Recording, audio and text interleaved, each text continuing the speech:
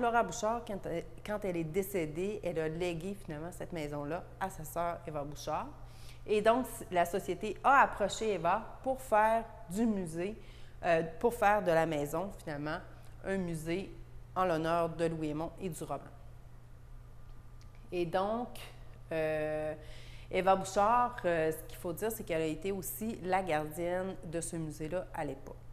Et on va vous en parler un petit peu plus en détail d'Eva Bouchard tout à l'heure. Mais ce qu'on peut voir aussi, tout autour de cette image de cendre, c'est les eaux dérivées. Donc, en fait, il y a eu un vin qui a été produit, un vin Maria Chapdelaine, il y a eu une bande dessinée qui a été produite, il y a eu un timbre aussi de Post Canada qui a été fait à l'effigie de Maria Chapdelaine. Il y a eu des suites aussi de Maria Chapdelaine.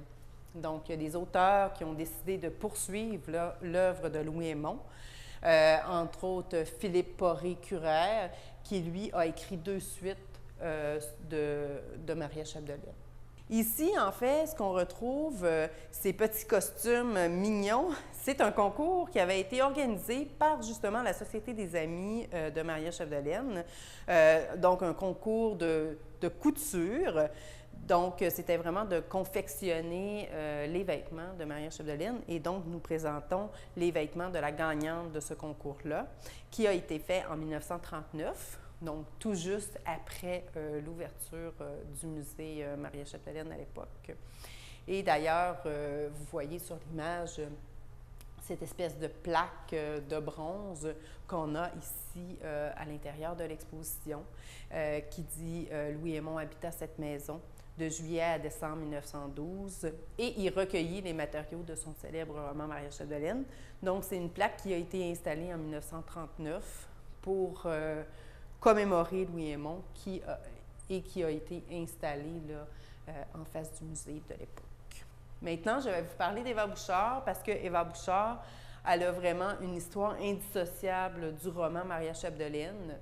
En fait, en 1919, un journaliste de la région, Damas Potvin, a lu le livre, le roman Maria Chapdelaine, et il a été curieux d'en apprendre plus, à savoir qui était ce Louis Aymon, de qui Louis Aymon s'était inspiré pour créer son roman, créer ses personnages. Bon, alors là, évidemment, Samuel Bédard, qui habitait la maison, où Louis Aymon a séjourné. Samuel Bédard représentait Samuel Chapdelaine, le père de Maria. Laura Bouchard, la femme de Chapdelaine, donc Laura Chapdelaine. Et là, arrivé à Maria Chapdelaine, ben, il se demande, il ne sait pas trop. Donc, il prétend, en fait, que Louis Aymon s'est inspiré de Eva Bouchard pour créer son personnage de Maria Chapdelaine. Par contre, selon ce qu'on sait, c'est que c'est peu probable que Maria Chapdelaine soit vraiment l'inspiratrice de Louis Aymon. En fait, on pense que Louis Aymon a rencontré Eva Bouchard seulement une fois pendant 5 minutes, donc très, très peu pour pouvoir vraiment s'en inspirer. Donc, les experts pensent vraiment que c'est un mélange de femmes qu'il a rencontrées ici et là qui a inspiré Maria Chapdelaine. Quoi qu'il en soit, Damas Potvin, quand il a prétendu cette chose-là, il a vraiment créé un engouement incroyable, tellement que, en fait, au départ, Eva Bouchard s'est sentie vraiment offusquée de se faire comparer à Maria Chapdelaine. Elle s'est même retirée à l'Ermitage Saint-Antoine pendant un certain temps. Et ensuite, elle a commencé petit peu par petit peu, avec la pression, à donner des conférences ici et là.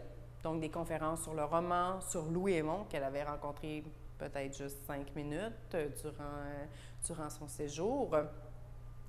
Et petit peu par petit peu, elle a commencé à embarquer dans le rôle vraiment de Maria Chapdelaine. Et évidemment, comme je le disais tout à l'heure, en 1938, en plus, elle devient la gardienne du musée, donc qui s'appelait le musée Maria Chapdelaine à l'époque. Et donc, la gardienne du musée, évidemment, son rôle était d'accueillir les gens. Et là, les gens venaient vraiment de partout, d'Europe, des États-Unis, pour venir voir la vraie Maria Chapdelaine. Donc ici, c'est ce qu'on veut représenter, en fait, si vous voulez, un peu l'évolution du rôle que Eva Bouchard a joué en tant que Maria Chapdelaine. Donc ici, on a une carte postale. Donc au départ, il n'y a pas de signature. On a une autre carte postale ici où est-ce qu'elle signe Eva Bouchard avec un Maria Chapdelaine en dessous. Et à la fin, elle ne prend même plus la peine d'écrire Eva Bouchard. Elle signe seulement Maria Chapdelaine. Il y a quand même ses initiales en dessous. Mais ça démontre vraiment qu'elle s'est fait embarquer dans ce jeu-là et qu'elle a finalement accepté ce rôle-là, si vous voulez. Donc, d'ailleurs, Eva Bouchard est décédée en 1949 et elle a un épitaphe au cimetière de Péribonka. Et sur l'épitaphe, il est inscrit Eva Bouchard, entre parenthèses, Maria Chapdelaine. Donc, pour démontrer jusqu'à quel point c'était fort, c'est vraiment intéressant de voir justement à quel point ce mythe-là était très ancré et très fort. Évidemment, certaines personnes lui en ont voulu parce que ils ont senti que Eva Bouchard avait profité, si vous voulez, de la situation pour se créer une espèce de popularité. Mais en même temps, s'il n'y avait pas eu Eva Bouchard, bien, peut-être que le musée n'existerait plus aujourd'hui, peut-être que l'œuvre de Louis Hémon ne serait plus nécessairement connue. Donc, Eva Bouchard a quand même contribué à l'évolution du musée Louis Hémon. Donc ici, on a la seule photo de Louis Hémon qui a été prise au Canada. Donc, c'est Louis Hémon qui est juste ici. Il est accompagné de Samuel Bédard. Ça, c'est dans un camp d'arpentage durant, en fait, l'automne 1912. Donc, Louis Hémon, il a travaillé avec Samuel Bédard de septembre, en fait, à décembre. Et c'est par la suite que Louis Hémon a quitté Péribonka. On a le titre « Le fou à Bédard ou le passage d'un auteur ». Donc, en fait, les gens de Péribonka trouvaient finalement que Louis Hémon était un peu fou. Parce que Louis Hémon, en fait, ce qu'il faisait, c'est qu'il n'allait pas à l'église, il restait sur le parvis, il était toujours avec son cahier de notes, avec son crayon en train de prendre des notes. Donc là, aujourd'hui, on sait que dans le fond, il observait les gens pour écrire un roman. Mais aussi, Samuel Bédard l'a engagé sur sa ferme, dont on voit ici la maison, donc la maison de Samuel Bédard. Et en fait, Samuel Bédard a engagé Louis Hémon, mais Louis Hémon, il ne savait pas travailler de ses mains. Il était maladroit. Donc, les gens se demandaient comment se fait que Samuel Bédard a engagé un incompétent comme ça. Et en plus, Louis Hémon ne travaillait pas le samedi. Et à cette époque-là, les gens, ils n'avaient pas le temps de ne pas travailler. Il fallait qu'ils travaillent 6 jours sur 7. Donc, Louis Hémon, lui, avait demandé à Samuel Bédard de prendre congé le samedi. Il faut se rappeler que Louis Hémon a habité longtemps en Angleterre. Donc, là-bas, évidemment, ça faisait longtemps que les fins de semaine étaient déjà en vigueur. Ici, on a la valise de Louis Hémon qu'il a apportée lors de son séjour ici. Et on peut voir aussi différents témoignages qui démontrent justement à quel point la population de Péribonka ne comprenait vraiment pas, en fait, ce que Louis Hémon faisait et son mode de vie. Donc, entre autres, ici, Hémon écrivait « Jamais il ne faisait une rature ou recommençait une page, et ce qu'il avait écrit, il le mettait sous enveloppe et me le confiait pour la poste. » Donc, ça, c'est le compagnon de travail au camp des arpenteurs qui a dit ça de Louis Hémon. Mais sinon, il y a des commentaires quand même où est-ce qu'on voit que les gens ne le comprennent pas. Donc, on le prenait pour un bum, mais en même temps, on le trouvait bien instruit. Il écrivait fichement vite. Il n'était pas un courailleux. Quand on lui parlait des créatures, il changeait le sujet. Donc, voilà.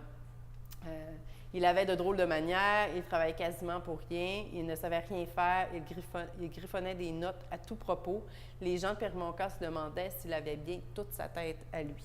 Donc, ça démontre ce que je vous disais tout à l'heure, à savoir la population de Péribonka ne comprenait pas finalement les objectifs de Louis Aymon en étant à Péribonka. Et ce qu'il faut dire aussi, c'est que Samuel Bédard, probablement qu'il a engagé Louis Aymon, pas pour ses capacités physiques, mais plus ses capacités intellectuelles, parce qu'en fait, Samuel Bédard, il était instruit, il savait parler l'anglais. Donc, probablement que quand il a rencontré Louis Aymon, il a eu une espèce de connexion avec lui et possiblement qu'ils se sont parlé en anglais et tout simplement qu'ils ont bien aimé se côtoyer. Et c'est probablement la raison pour laquelle Samuel Bédard a décidé de les battre. Ici, ce qu'on veut démontrer avec ces livres, en fait, c'est des romans que la plupart des Québécois connaissent. En fait, c'est ce qu'on appelle des romans du terroir, donc qui viennent vraiment de la tradition littéraire agriculturiste, comme on dit, donc le courant littéraire. Et en fait, ce qu'on dit, c'est que Louis Aymon a été le précurseur de cette forme de littérature-là. Donc, vous voyez, il y a en fait Le Survenant. Donc, ce sont tous des romans qu'on connaît très bien. Un homme et son péché, Le cri de l'oie blanche, Menot, maître draveur. Donc, ce sont tous des livres du courant agriculturiste qui ont été, dont Louis Aymon a été le précurseur ici au Québec. Dans cette salle-ci, on peut voir en fait la famille de Louis Aymon.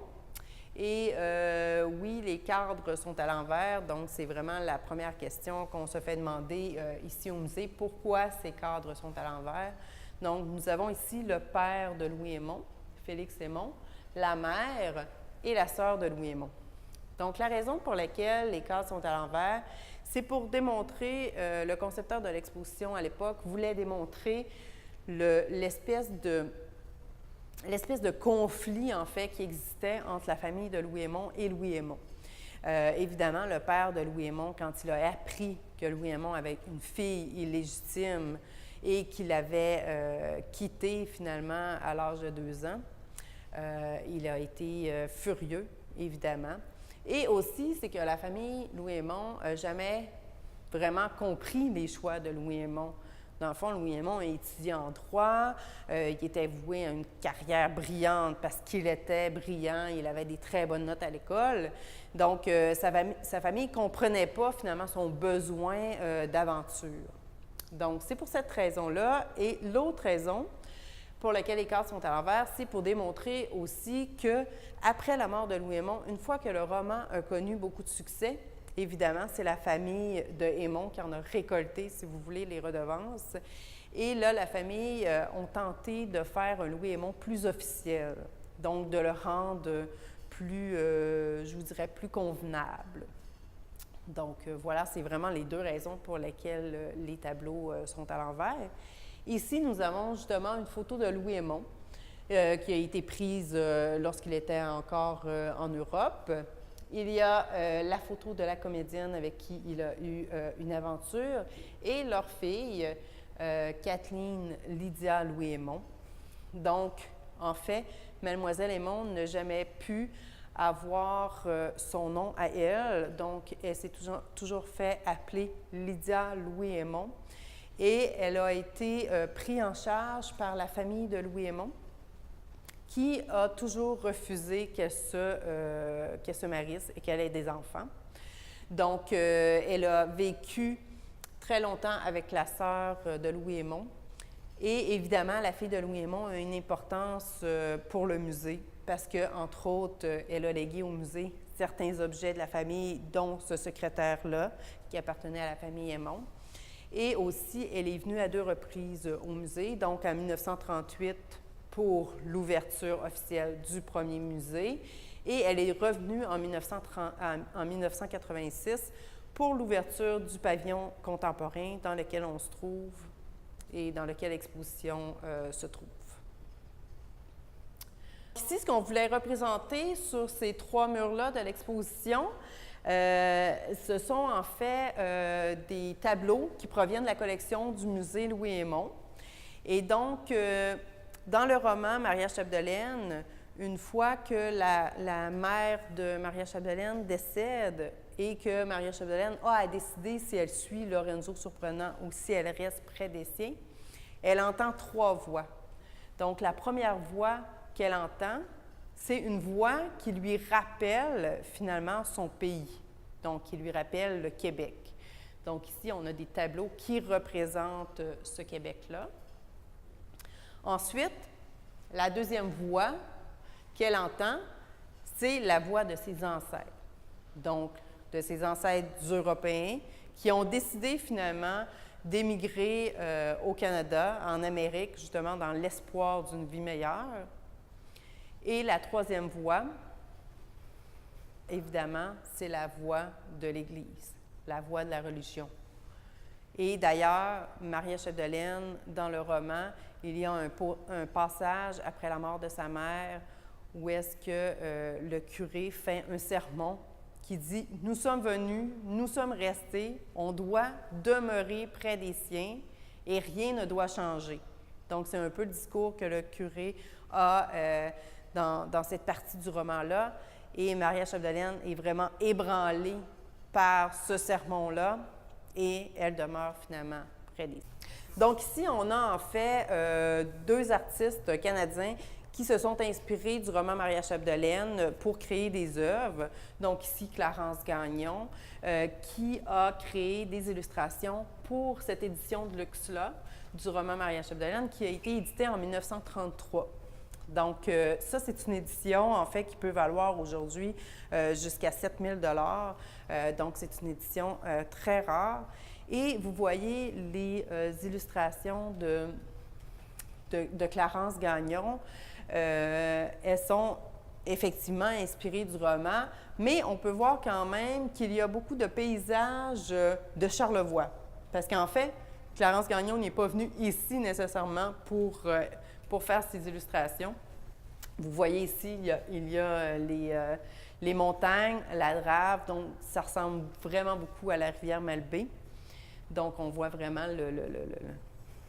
l'inspiration de Clarence Gagnon, oui, du roman, mais en même temps du coin de Charlevoix. Et ensuite, l'autre peintre canadien qui s'est inspiré du roman Maria Chapdelaine, c'est Jean-Paul Lemieux.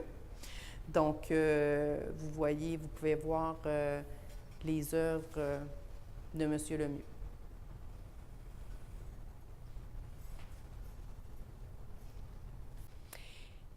Évidemment, le roman Maria Chapdelaine a été aussi adapté pour le cinéma.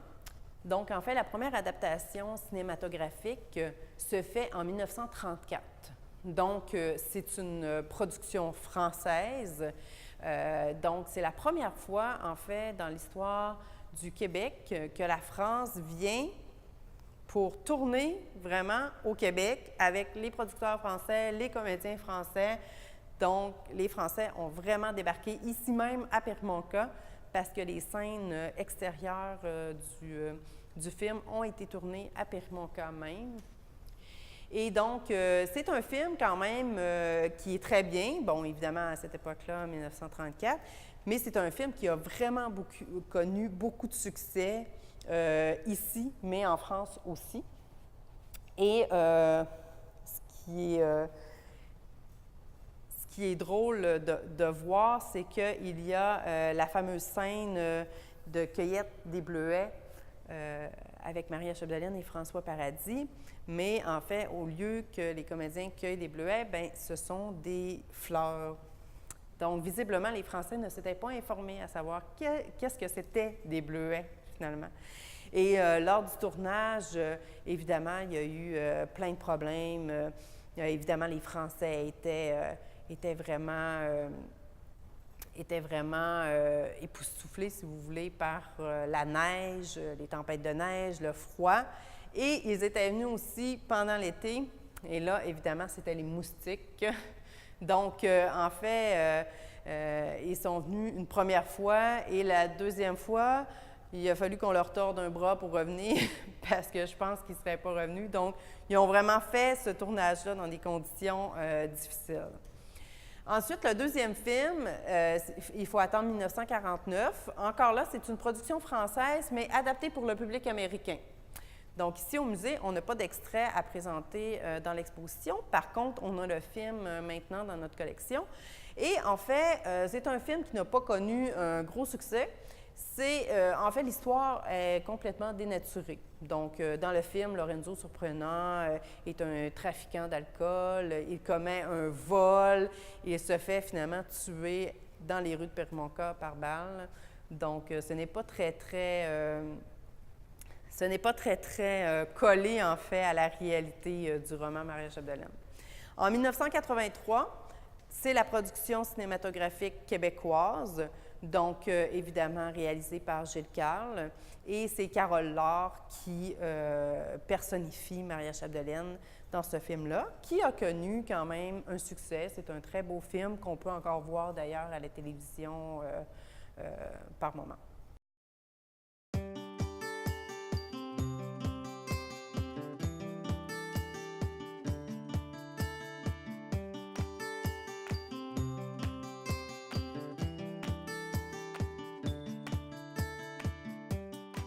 Un bassin versant est le territoire sur lequel s'écoulent les eaux qui alimentent une rivière ou un lac. Toute l'eau qui s'écoule sur ce territoire aboutit en un même endroit. Chez nous, c'est le lac Saint-Jean. Le bassin versant du lac Saint-Jean a une superficie de 72 500 km². On y retrouve plusieurs rivières. La Belle-Rivière, la Métabetchouane, la Ouiattchouane, la Chouapmouchouane, la Tikwape, la Mistassini, la Péribonka et bien d'autres encore. Ce bassin versant compte pas moins de 58 000 lacs, une multitude de petits milieux humides, de grands marais et de vastes tourbières. Les organismes de bassin versant, ou OBV, ont pour mission de favoriser l'implication et le passage à l'action des citoyens et des acteurs de l'eau. Il y a 40 OBV répartis sur le territoire méridional du Québec. Nous dépendons tous du ministère du Développement durable, de l'Environnement et de la lutte contre les changements climatiques. Notre mandat, tel que défini par la loi sur l'eau de 2009, consiste à favoriser la concertation, à informer, mobiliser, consulter et sensibiliser la population et à mettre en œuvre la gestion intégrée de l'eau. La gestion intégrée de l'eau prend en compte l'ensemble des intérêts et des préoccupations des acteurs de l'eau. Elle vise à améliorer l'utilisation de la ressource afin de la préserver pour les générations futures.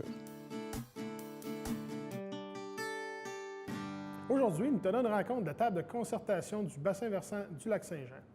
À quoi ça sert la table de concertation? C'est des gens préoccupés par la qualité de l'eau qui se rencontrent pour trouver une façon d'intervenir pour améliorer le patrimoine qui est l'eau.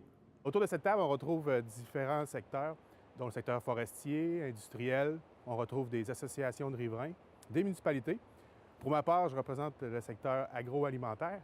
Nous, on s'intéresse à la gestion intégrée de l'eau parce que vous savez que l'utilisation de l'eau, c'est plusieurs usages. Donc, nous, on essaie de concilier ces intérêts-là et d'avoir ce patrimoine qui reste toujours de qualité pour les générations futures.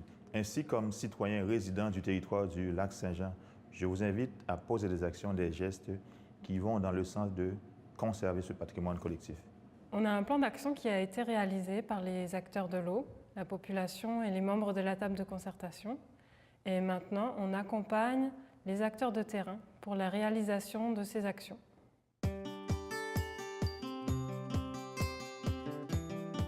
En 2014, on est rentré membre de l'Organisation des bassins versants du lac Saint-Jean qui nous ont informés de la possibilité d'avoir de l'aide financière et technique.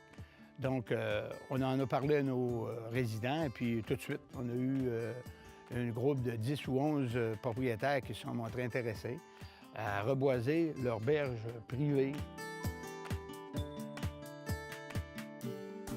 On est en collaboration avec l'OBV. C'est l'OBV qui subventionne en partie les analyses puis les démarches qu'on a pour les instruments qu'on a besoin aussi. Je suis très heureuse de voir le dynamisme des acteurs de l'eau et de voir que de nombreux projets se réalisent. Nous travaillons tous ensemble à ce que la vision de la table de concertation se concrétise. Une collectivité consciente et fière du patrimoine que représente le lac Saint-Jean et ses tributaires qui assure sa protection et la mise en valeur de façon responsable et dynamique.